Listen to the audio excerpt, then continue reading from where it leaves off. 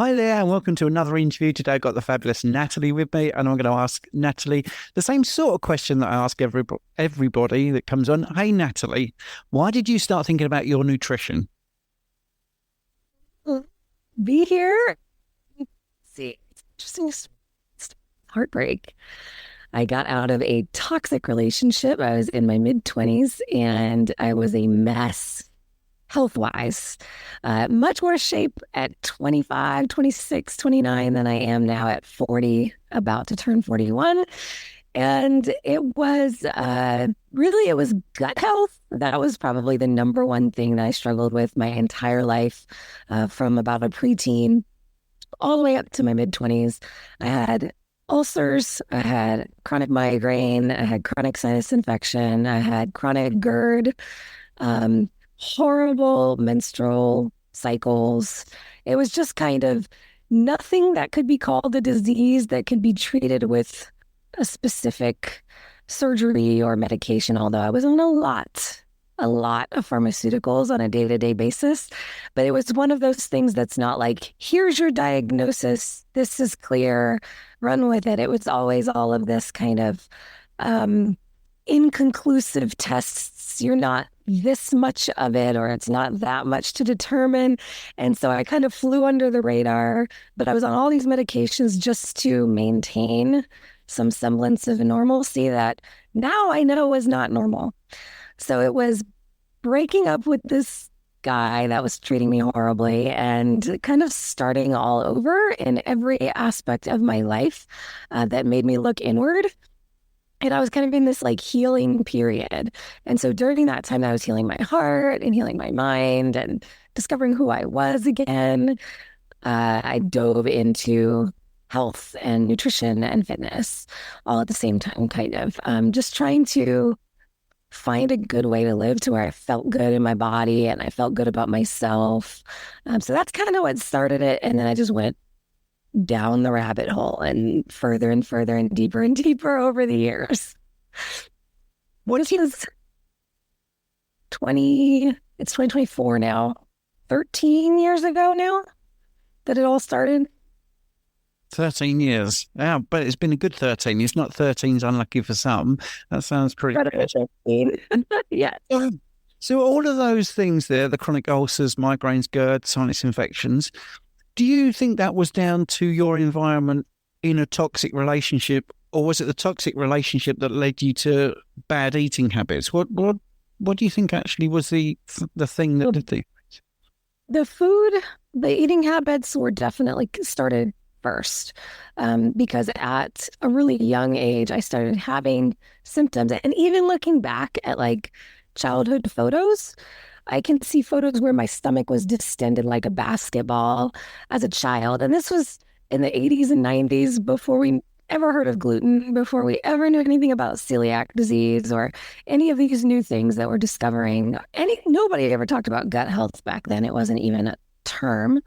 I grew up in a Greek and Italian household, so we had a lot of pasta. Although we ate a lot of real food, my mother always cooked. It was very traditional, but it was also like the TV dinners generation and more snack foods and, all of those convenience things. And so at a young age, I started developing body image issues and started dieting very young, like 11, 12, 13 years old. And that led to an eating disorder before I even turned 13. It was started with, I can't even say anorexic. I tried not to eat and I couldn't not eat. And so I would binge. And so that, I think, looking back, and then that led to bulimia. And this was on and off, all from probably 12 years old up until my junior year of college. So we're talking 21 years old, maybe 19 when I fully stopped. And then after I stopped, and even while I was doing it, nobody knew I was doing it. I was never hospitalized. I never got treatment. It was this like on again, off again thing. But even back then was when I had to wear an acid monitor to school because I had problems with stomach acid. And they, of course, back then, GI doctors thought it was all you have too much stomach acid. So I was put on proton pump inhibitors. So now I'm blocking the stomach acid. I did that for 10 years. I was on birth control from 11 years old all the way until I was 30. So all of these medications and all of these issues, I think now when I look back, were very much related to the eating disorder, not getting enough real food nutrition because I was depriving myself of real food and then stuffing my face with junk food and then purging and then going through that again and again. So I was putting a lot of unhealthy stuff in my body, not enough healthy stuff, absolutely not enough meat. Because even the family dinners we were doing were always around a protein source. But, you're talking like maybe now that I understand how to track and weigh food, it's probably like 4 ounces of meat, and then you got all the sides. And then I'm going for the dessert. And I was always a sweet tooth. I was always a girl with a sweet tooth. So when I look back, I think that had a lot more to do with it. But then you couple it with, I was in a high stress job in my 20s. I had a mortgage. I had this toxic relationship. So now we're just increasing the toxic load and the stress level on top of everything else, not sleeping, working long hours. And then when I did start working out, that was on top of everything else. So we're talking late nights, eating at 11 p.m., going to sleep, just all of the, pretty much when I look back, if I was a client of mine now, I would be looking at the situation like, oh my goodness, there's so much low hanging fruit here. We change any one of these things and we're going to have success. You change a few of those levers and then all of a sudden massive success. So it's pretty clear why I had such great success even early on and just continued as I continued to chip away at optimizing things. Yeah, I mean, that exactly the same here. I was just thinking, wow, there's a lot here that, you could put right. And without being too dark and going too deep, because this is just a 30-minute sort of quick interview, you said you started thinking about your body image sort of 11, 12, 13. Was that because people at school were bullying you, calling you names, or was it coming from within, or just looking at images? What was triggering that at that early age? It's kind of a combo of things. We moved from the north. So I grew up in Boston, Massachusetts, which is it's a lifer kind of a situation. Like if you're born there, you stay there. Generations are there. There's no moving in and out. There's not a lot of new kids. And then we picked up and moved to the south. We moved to Georgia. So I was 11 when we made that move, and it was a major culture shock. And I was used to dressing like a tomboy, and it was just in a different place with who I was, comfortable with who I was, younger up in Boston, and then moving down to Georgia. All the girls are wearing short shorts. They're all, we're coming into our adolescence and sexuality, and I was a late bloomer when it came to that stuff. And so there was a lot of, I don't fit. Most of it generated internally, but there was some teasing about my style and just kind of not fitting the norm of the Southern girl. I was definitely bigger. I've always had big legs, and this was before I knew anything about body composition, muscle. Now it's my greatest asset. I love my big legs, but back then I was really embarrassed by them, and I just wanted to be smaller and thinner. Most of us did in the 80s, early 2000s. Yeah, and that image that you just portrayed, sort of smaller, thinner, to me conjures up unhealthy, needs to eat proper food. And but I do understand from that era that being incredibly thin was sort of in vogue. But I look back at that period of time. I mean, there was a model in the UK called Twiggy, and the name tells you everything. I've never thought that looks healthy, and even in more modern sort of TV shows, when the female actresses seem to go down that rabbit hole of wanting to be thinner and thinner, I just think they look unhealthy and less fit than they used to. But anyway, we won't get into that. So you found a different way of eating about 13 years ago. So what was that? Who did you see? Was it an influencer? Was it a person that you met, in person, or what? How did that happen? This is kind of an interesting one, too. So it all started with a Lenten sacrifice. I was, before I got really into health and fitness, I kind of had a resurgence of my Catholic faith. I grew up Catholic and I dove into the church and I was getting really involved in learning more about the faith. And I was practicing Lent. I'd always practiced Lent, but I was getting more serious about it. I really wanted to give up something I was really attached to. And for me, that was dairy. I always thought I had a problem with dairy. I got tested for lactose intolerance when I was 16 years old. Of course, it was one of those inconclusive tests, so I kept eating it, although I got rid of milk pretty early on, and got into the whole soy milk craze in college. Terrible idea. I don't recommend. Um, so I thought about, okay, I always thought dairy, I had a problem with dairy, but I was not, once again, I had the eating disorder, right? I was not the kind of person who could just go on a diet, just to go on a diet, just to lose weight. It was like all or nothing, and it was terrible. So I thought, well, I will try giving up dairy for Lent. It's religious purpose. It was like something I could stick to. So I did it, and people started making comments about, oh, are you losing weight? Your skin looks great. My mood improved. I started noticing all these things that I had no idea would be connected with the dairy. So because that was Lent, I went back to eating it and I noticed the difference. And so I started dabbling from there, and that kind of rolled down the hill into paleo. A friend of mine, as I discovered the dairy, I started reading labels because I wanted to make sure it didn't have dairy in it. And that's when I started recognizing these labels with a laundry list of things on them, and I didn't know what anything was. And so I started cutting out the processed foods, the breads, all of these things that I didn't know what I was putting in my body. I started really caring about what I was putting in my body on another level. And so that's kind of what started it. It went into like clean eating. And then that led to paleo when somebody put that seed in my head. Oh, are you eating paleo? When I was dining out with friends and all I was eating was meat and vegetables. And they said, oh, are you paleo? And I didn't know what that was. So then I Googled it and I started learning about paleo. And then I officially decided to do a paleo diet in 2013. Or maybe it was 2012. And I never felt better in my life. I could not believe that I could eat a meal and not feel like I needed to take a nap and not have acid indigestion and not have this bloat and this discomfort and this fatigue. It was like I could go chase a lion if I needed to after eating. And I naturally lost weight. I lost about 30 pounds on that journey. And I'm very small. I'm not even 5 feet. So on me, that 30 pounds was about a third of my body weight at the time. And inadvertently, it's funny, we talked about getting lean and getting small.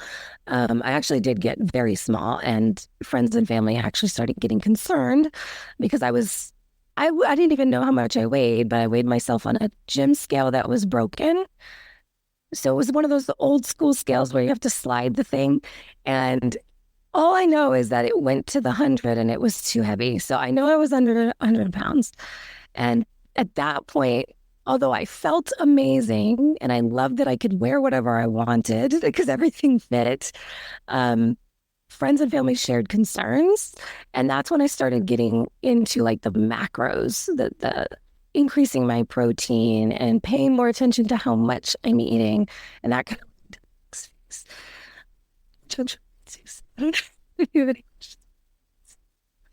Well, that's great. And yeah, you're right. I want to get into the next phase. And I think that's really interesting that your friends and family noticed you were getting too small. And without being too harsh, it sounds like earlier on when you had lots of problems, they didn't seem that interested and were handing you over to the medical profession. So it just seems, at least they were interested. I think that's a good thing. But that is one of the things that I find quite common in my coaching is once people start eating healthy, everyone wants to poke their nose in.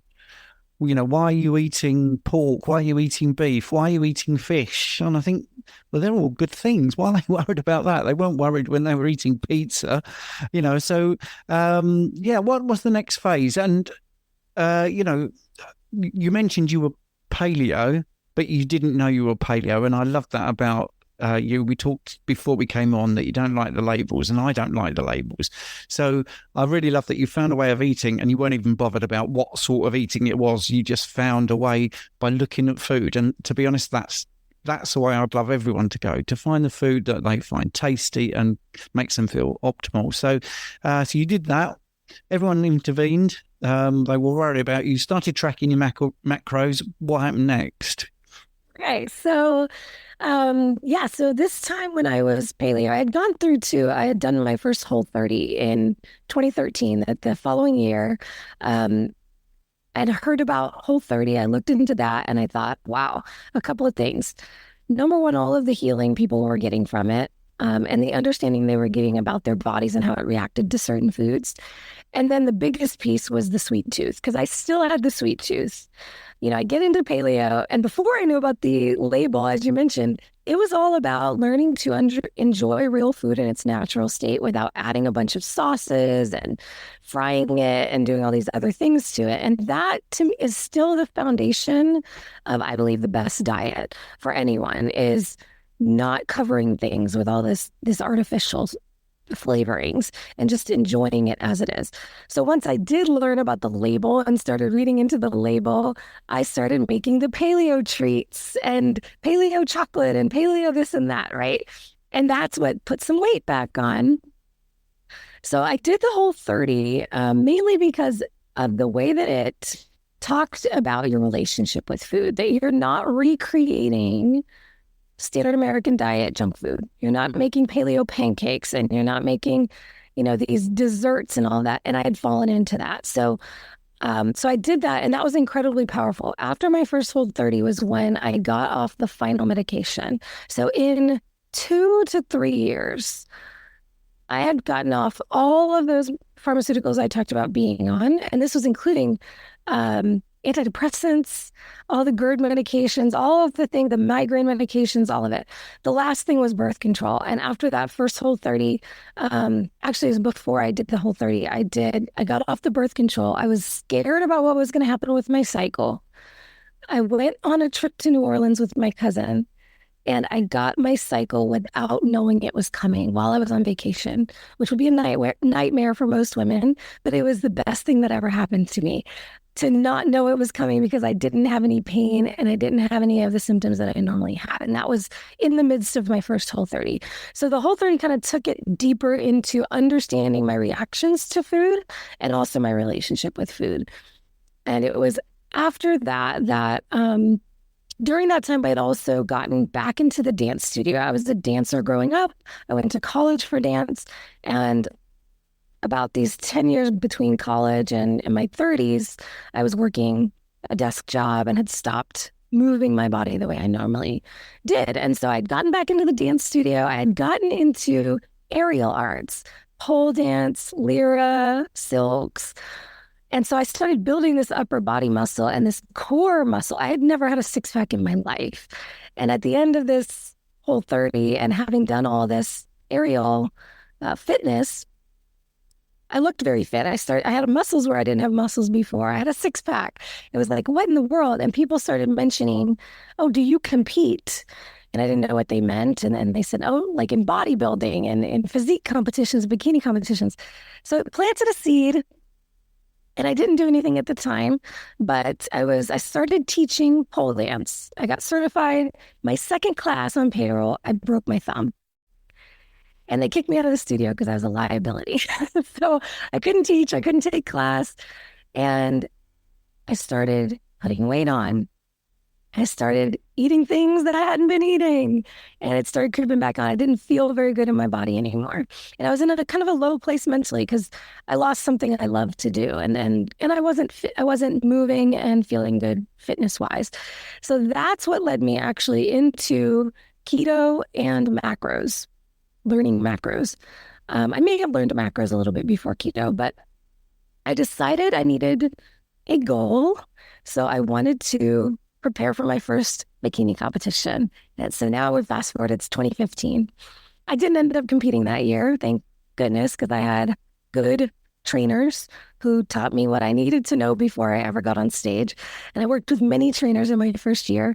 And so I started lifting. I started learning how to lift and doing things properly, correcting movement imbalances. And during that time, I learned how to track macros, how to weigh food. And I was trying to do it. My very first coach for competing was a more traditional coach. And I told her, I want to do it paleo. And I was eating a lot of carbs because it was a standard bodybuilding diet. So you eat like 40% carbs, 40% protein, and 20% fat. And pretty quickly, I was like, oof, this goes against everything I've learned these last few years about how important fats are for our health, for hormones, and my gut health, and all the changes I had made that were beneficial to me. And so I was like, even though it's paleo, it was a high carb paleo approach and can get pretty low in fat if you keep going more and more to lose more body fat. So I was lucky enough that first coach moved away and I didn't even have to fire her. And then I moved on to other coaches. So I started digging in myself and learning more. And I coached myself for my first show using keto as my cutting diet, which we know is incredible for fat loss. And it made it, I won't say, I mean, looking back, it kind of feels easy looking back. I'm sure at the time it wasn't as easy as it feels now to do that. But coming from a paleo template, I didn't have a lot of the problems that a lot of people have transitioning. It was a pretty smooth transition to becoming fat adapted because my carbs were, even though they were high in the context of a low carb diet, they were still pretty low compared to like a standard American diet. I don't think my gut had to do a lot of adjustments from going from paleo to keto. And how often have you competed since then? And how have you been getting on? Well, 2016 was my first show. I competed about once a year. I took a year off in 2018 and then competed. I got my pro card in the WBFF in 2019. And I've done 2 pro shows since then, 2020 and 2022. And I just joined a new federation. My pro card transferred over. So the FMG, it's a brand new federation, brand new brand. I'm very excited. Not sure when my next show will be, but it will either be end of this year or early next year. And I've placed in every pro show that I've competed in since. So it's been quite a road. Excellent. I'm so proud of you. Now, I'm going to get something out of the way because some people might know you and know that your partner is Coach Bronson. So I'll ask this question. Did he ever coach you? How did you meet him? Yeah, actually, he did for a little stint. So oddly enough, we met in Vegas. So some things that happen in Vegas don't stay in Vegas. We met in Vegas at a keto conference in 2020. Or 2021. It was the first in-person gathering that had happened since the pandemic hit. And we both took a chance on going out there for our businesses. And who knew? We actually went out there for love. We had no idea. It was one of those things that was like well, this is it. The rest is history. Like, this is it. So it happened pretty quickly after that. We lived in different states, but a lot of travel back and forth until he convinced me to move in with him. And we've been together ever since, moving all over the place. Done a lot of moves since then. He was actually the one that really poked me into going carnivore. So he ushered in my carnivore journey. Excellent. So this is about you. So we're going to go back. By the way, my wife does pole fit and the all of that stuff. Yeah. And you do get a 6-pack and it does take a lot of strength. But also, if you break your thumb, you wouldn't be able to do it because you do need the grip strength, don't you? But yeah, interesting story. Just a little parallel there. Now, you got into competing, and I liked that you said your cutting diet was keto. I mean, do you still do that? Do you still follow keto when you're cutting? What is your prep now for your next show? What will you be doing? Sure, yeah. So 2022, I actually decided to go carnivore, and I was coming out of not competing for a year. I had a full year off. It's all about optimizing my health and eating more calories and just getting more food in general. This is, by the way, really, really important in bodybuilding. Everybody focuses on the prep and that final stage look, but the truth is that stage look is built in the off season, what we call the off season, which is really the building season. So it's important to take that time to eat enough, to fuel your training well, and to recover well, and to build. And then you just reveal it in the prep. So at the beginning of 2022, I had been eating a lot more. I had been keto for quite a while at that point.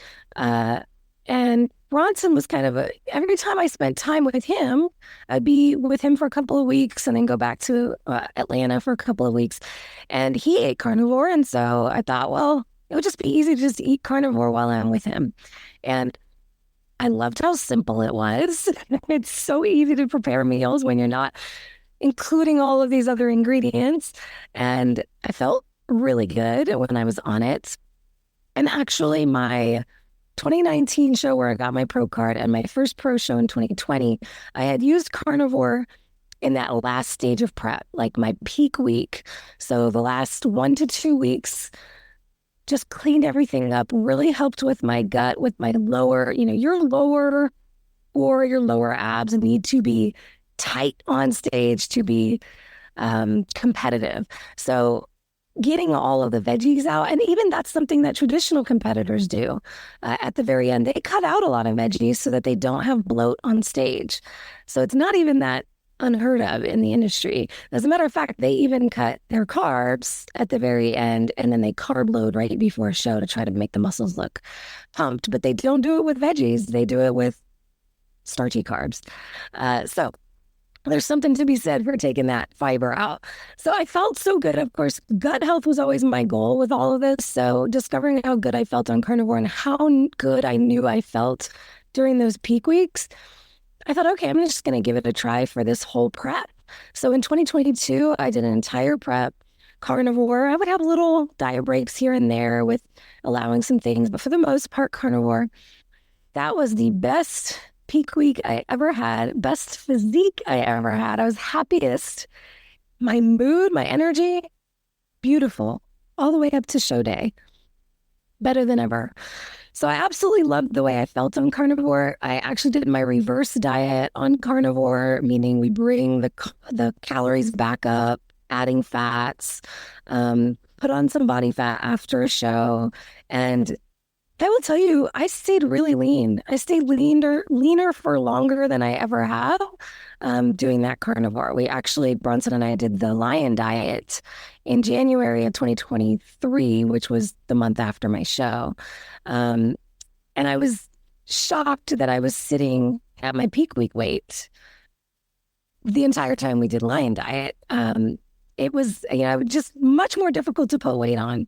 You can eat a lot more and get away with it on a carnivore diet, which I would say is another feather in the cap there because this girl likes to eat. So that was amazing. At the end of that prep, we discovered I do my blood work with a functional doctor every quarter. And everything looked beautiful, including my thyroid, by the way. Keto and carnivore does not ruin your thyroid. But my testosterone was low, which was very odd. Of course, I was coming up on 40. I just turned 40 last year. But I still feel like I'm a little too young for that. So here's the thing. When you compete, it's not healthy, no matter which way you do it. And going keto and going carnivore, it wasn't just about getting body fat off for a show. It was about trying to stay as healthy as I could all the way through a prep as much as possible, because getting to extreme levels of low body fat is not healthy no matter how you do it. But I will say these last few shows when I've done keto and carnivore at the end, and this last one when I just did the whole thing carnivore, I did not lose my cycle. Up until the show and after the show, I never lost my cycle, which says a lot. But getting very lean like that, you can lose your testosterone with that. So that's been the thing now. We've been working for the last year in my off season to bring that back up. And we've been trying some different things. So over this last year, I've played with bringing carbs up, finding kind of a carb threshold for myself, where I'm comfortable, where if I go above that, it really tips the scales and I don't feel very good. I've since brought it back down. And over the last month, I've been carnivore again. So I'm in a place now where I know that the way I feel best is mostly animal-based, carnivore, with a few little other things here and there, for the most part. So I intend, as long as my blood work continues to improve, in terms of the testosterone is really the main thing now. All the rest of my blood work looks amazing. It's just that one little optimization. Then this would be the lifestyle for me. That's fabulous. So I suppose I ought to ask you, what are your carbs that you use when you're introducing them? Well, one thing I only gave up one time is coffee. One time when we did the lion diet, I didn't drink coffee for 21 days. But for the most part, coffee is a carb, guys. If you didn't know that, coffee is a carb. I do still drink coffee, and I still don't do well with dairy. My ultimate goal would be to fully heal and seal my gut so that I can handle things like dairy, and maybe some other things. I do like some fruit. I do like certain veggies. I don't really miss most veggies. I love sweet potatoes. There's certain things that I really enjoy. And for the most part, most of these things don't bother me. Dairy still does.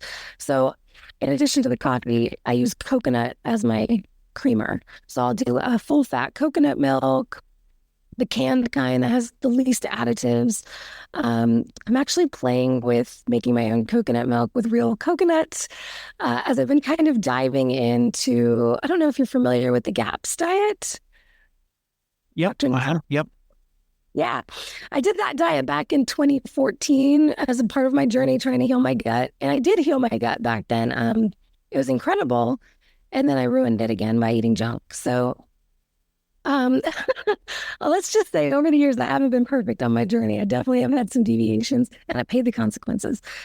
So I've been reading up on the GAPS diet again. And that's my next phase is my plan to do from the intro diet, which starts just with bone broth and then meat with broth. So I'll have to say goodbye to my beloved coffee for a period of time. And then my goal is to introduce the probiotics the way she does it with fermented foods and fermented dairy, and play with, can I handle some ghee? Can I handle some butter? Can I handle some cream or some cheese and things of that nature? So I'd love to have, I would say, okay, those are my main carbs. I'm trying to think what other carbs I'm even consuming right now. I mean, eggs have some carbs in them, right? And really the only things that I'm consuming right now that are not fully carnivore would be my protein powder, which is a beef isolate. I like the Equip Prime, but it does have sweetener. It has stevia, and depending on the flavor, it may have cocoa powder or something of that nature in it. And I'll use cocoa butter in my coffee, or I'll use coconut in my coffee. So those are the main things right now. And then different times I've played around with pickles, like the little things like pickles or olives. I really like those kinds of real ferments, things like that. I've played with yogurt before, real yogurt or coconut yogurt. Sometimes had some success with that, sometimes not so much. So it's really individual and it kind of changes over time. I really did enjoy bringing some fruits back in last summer. So that would be nice to be able to do that and not experience. But you're, for the most part, carnivore. Oh, GAPS diet, by the way, for people that don't know, it's gut and psychology syndrome. And the author, Natasha Campbell McBride, wrote a book about it. I mean, that's how it all started. And incidentally, just for those that are watching, I'm at a conference at the end of March speaking, and Natasha, I think, is going to be there as well. So anyway, yeah, small world, isn't it? Right, now then, the $1 million question for everyone is, what are your proteins? So what is not when you're competing, but when you're off season, do you have 2 meals a day, 3 meals a day, and what sort of proteins do you go for? Do you eat eggs or ribeyes? What do you do? Sure. Yeah, typically it's not very different from prep and off season. The only thing is the amount. I typically will do 2 large meals and a smaller meal a day, or basically 3 meals a day. Um, I start almost every single day with ground lamb and eggs, or ground lamb and ground beef with eggs. And I love just a good scrambled egg. Don't need anything else in it. And that fluffy scrambled eggs, there's just almost nothing better. Every once in a while, I'll get a little over it with the eggs and I'll just do meat. But most of the time, it's the eggs. And then I love lamb. I do a lot of lamb. So lamb and beef with the eggs for breakfast. Lately, I've been doing salmon or tuna or sardines or a combination of them in like a tuna salad type of deal with a Primal Kitchen avocado mayo. So that's not animal based, but so that and some mustard, that would be, I guess, another non-animal based product that I use pretty frequently. I do use spices. I handle spices well. So I'll do a lot of I love allspice with the lamb. That's my little trick. It's a Greek thing. It's like the cinnamony, warm spice flavor is amazing with the lamb. Yeah, right now I've been doing a lot of the seafood for lunch, and then for dinner, almost always either a lamb and beef bowl, ground beef, or I would love to do a whole lamb leg in the crock pot, slow cooked with oregano, garlic, salt, and then just let it fall apart. And I'll either eat it with the broth or I'll flash fry it in the pan so it gets crispy with the lamb fat. Freaking amazing. Every once in a while, I'd love to do fatty beef burgers. And I typically do like a leaner beef, like a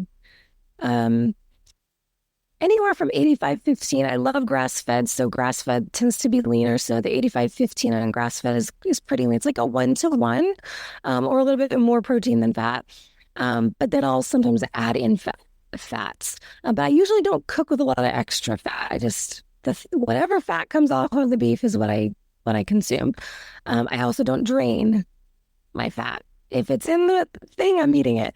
So I love to do like a Wagyu beef and a halal beef, combine them together and make a big burger. And then I'll do that with, sometimes if I'm feeling froggy, I'll have some pickles with it, or an egg life wrap.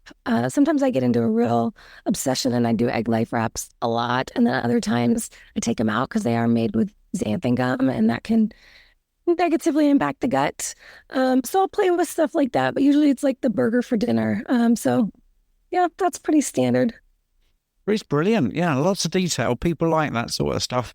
So I think 2 final questions. Do you live by any rules with your amount of protein? You know, some people say I have a pound of protein for a pound of body weight, or, or do you just eat when you're hungry and stop when you're full? How do you work out how much to eat? Yeah, so I would say probably the best thing, gosh, can I really say the best? There's so many good things in this journey, but it's definitely top 5. The last couple of years, since I started working with my last coach, we increased my protein to a higher level than I had ever consumed before. I weigh about 125 at the highest in my off season, a little over 100 pounds, maybe 105, 110 around stage time. I had been eating maybe around my body weight. We started increasing to about 150 to 160 grams a day. So that's, about a good 30, 40 grams above my weight. Maintained that all throughout my prep and all throughout my off season. I have experienced the difference in eating more protein, and it has been incredible, for repair, for recovery, all of the things I need to really build the muscle and support my body through that process. So I've definitely been higher protein than the average bear over the last couple of years. Lately, I've been playing a little bit with, and while I do the GAPS protocol, I'm also going to be playing with this, bringing my fats up to match my protein and bringing my protein down a little bit. So lately, I've been more close to 1-to-1 to my body weight, a little bit over. So right now, I've really been right at 135 protein and 135 fat. Okay, excellent. And I promise one last question, which is, do you work out fasted? And if so, why? And if you don't, why? No, I do not. I get up in the morning and I do a morning walk, but I would not call that a workout. It's not even at cardio levels. It's a very low leisurely walk in the morning. That I will do fasted. That's totally fine. But when I am training, I am fed. I like to train or late afternoon, so like maybe 3 p.m. ish. And that's after I've had 2 meals in my day. So I've had my breakfast. I eat my breakfast by 10 a.m. or around 10 a.m., if not before. I eat a nice, solid protein and fat breakfast. I eat a smaller lunch and then a smaller dinner. So I like to have that first meal be one of the largest meals. So I'm going into my training with energy that I've put into my body from external sources with protein. Um, I don't feel weak. I feel incredible. I have trained fasted in the past. And I will say early on in my keto journey, I felt great training fasted. And so it's a very much a unique to the individual thing. I won't say you have to train fed because different people react differently to that. And as somebody with a slow digestion and slow motility, it takes a long time for me to digest. So I like to have at least a couple of hours before my workout since my last meal. If it was within an hour, I wouldn't feel very comfortable. So to each his own. It's all about, when do you have the best energy? And some people feel amazing fasted, but in my experience, a lot of my ladies experience better results when they fast. That's brilliant. Thank you so much. And what a journey. We started talking about a toxic relationship and ulcers and migraines and GERD and sinus infections and all of that going on, and stomach acid problems. And you've ended up a picture of health and helping others as well. It's really amazing, Natalie, what you're doing. So thanks so much for coming on. Thank you for having me. Y'all, you can go from toxic to the best love of your life, who also happened to usher in the best diet of my life. So one of the things I'm beating myself up over is not asking you that third final question. I asked two, but there's another one. Have you got something new that you want to tell people about? In fact, I do. Thank you for giving me the opportunity. So I have worked for years one-on-one with clients, women generally over the age of 35 who are seeking to do what I have done, completely change the shape of their body, not just the size. So I just recently launched the Keto Bikini Academy, which is a group coaching program, everything including training plans so you can build the body of your dreams, macros, diet guidance, education, an incredible community and tribe of women who are doing the same thing as you. And we do weekly Zoom calls and check-ins and pretty much everything I would do with my one-on-one clients, but we do it in a group environment. So that just launched in January, and we are getting ready to do the prep for summer program. So I'll be taking you through how I prep for a show, but you can prep for a summer vacation, or any other special event you have coming up. So that starts beginning of March, and the details will be out soon. So I will share those with you, Stephen, so you can share those out. Great. And the links will be in the description.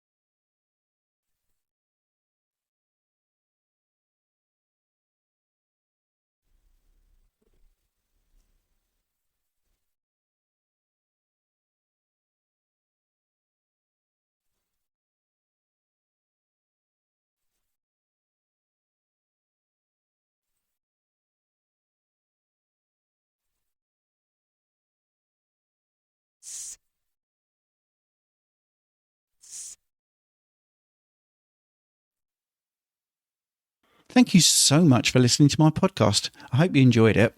Your support means the absolute world to me, and if you're enjoying this show, I've got a small favour to ask you. I'd be incredibly grateful if you would consider becoming a supporter and make a small monthly donation. Your contribution will really help to improve the show. I'll be able to improve the software, maybe put a few more episodes out, and do many things that I'm hoping to do in the future. Do them a lot quicker. So, it's a small monthly contribution. You can cancel at any time, and the link is in the show notes. Thanks very much for listening.